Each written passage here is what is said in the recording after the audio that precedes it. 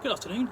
It's Friday, October the 23rd, and I'm back in the Radio Nook, and have an interesting little package here.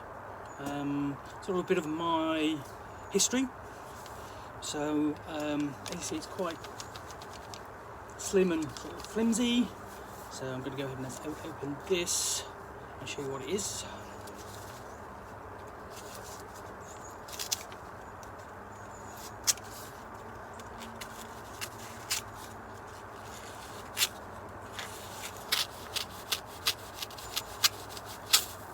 There we go, a bit of plastic in there, didn't realise that. Packaging.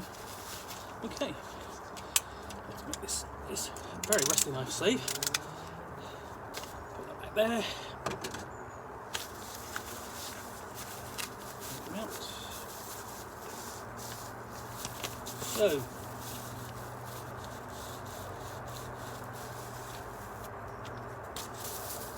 okay, so what have I got? And what I have got here is a Games Workshop Catalogue from 1981. Now, this obviously predates the big change in Games Workshop's history, where it concentrated on being a manufacturer of miniatures and the games, and developing the games and the basically the intellectual property associated with them. So this is back in the what grognards, I suppose, would call basically the classic age of White Dwarf, back when Games Workshop was a distributor, obviously of D&D, but of many other games. I was able to get to Games Workshop. In fact, the one in Darling Road in Hammersmith, just the once I managed to pick up some games that I didn't have, that I wasn't able to get hold of back home. I think basically a copy of Privateers and Gentlemen and Daredevils, for example. But this, back when I started in the hobby, was really my introduction to what games were out there, along with reading White Dwarf. So you're just going through basically, let's have a look. So what you have is this.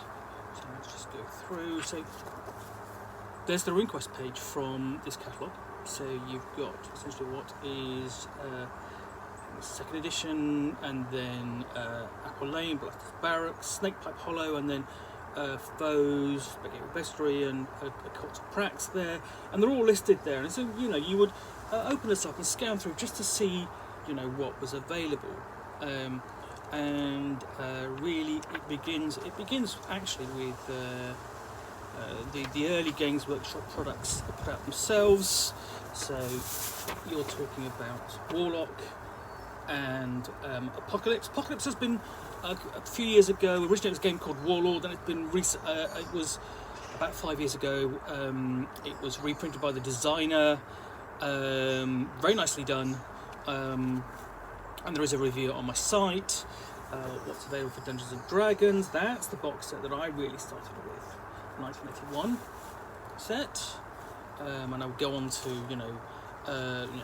basically Dungeon Master's Guide, Player's Handbook, and so on.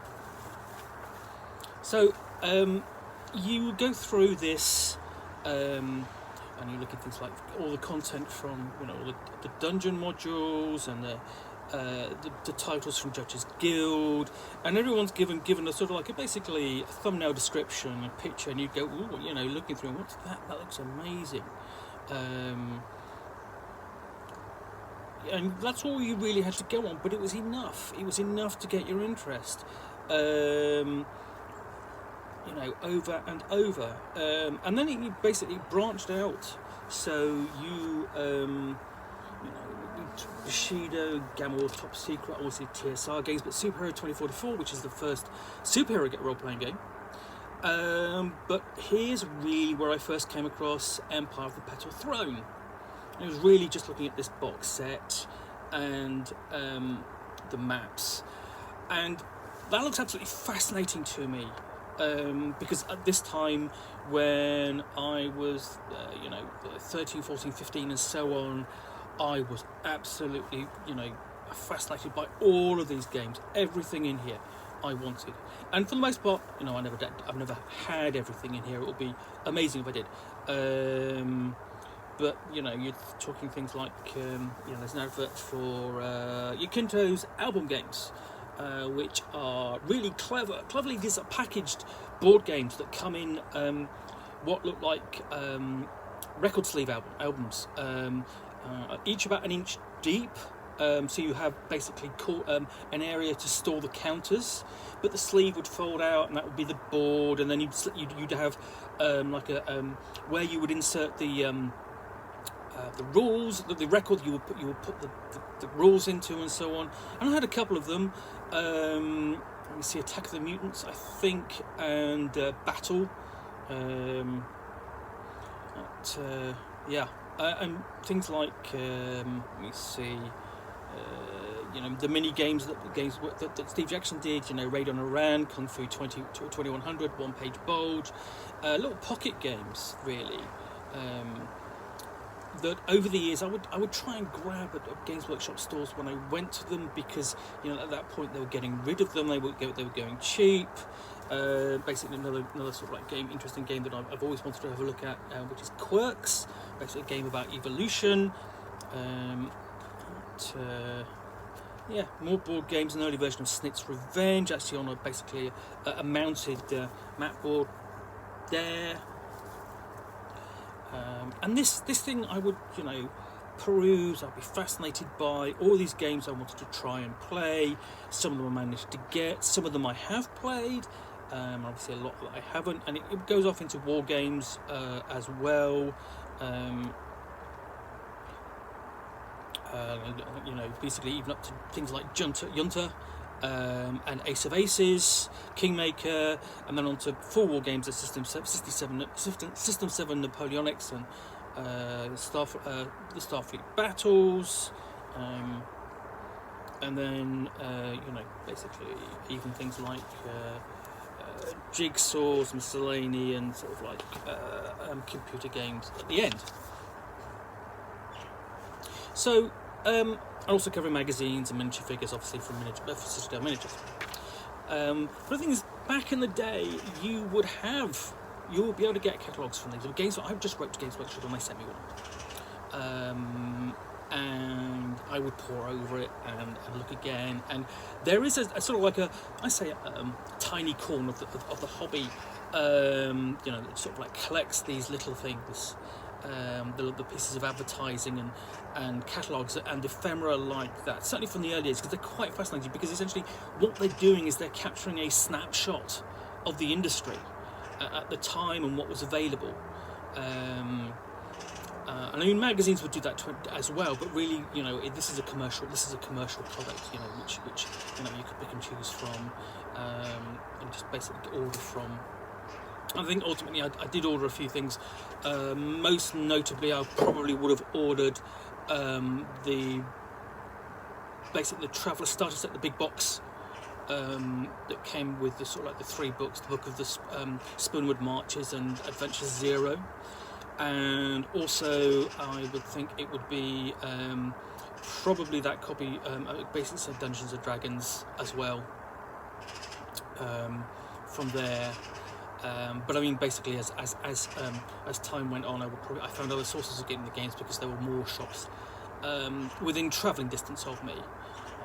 Certainly, by the time I was 16 or so on, I could get into the nearby towns, larger towns which would stock them, toy stores and stuff like that. But this is a piece of my history, a fascinating little thing that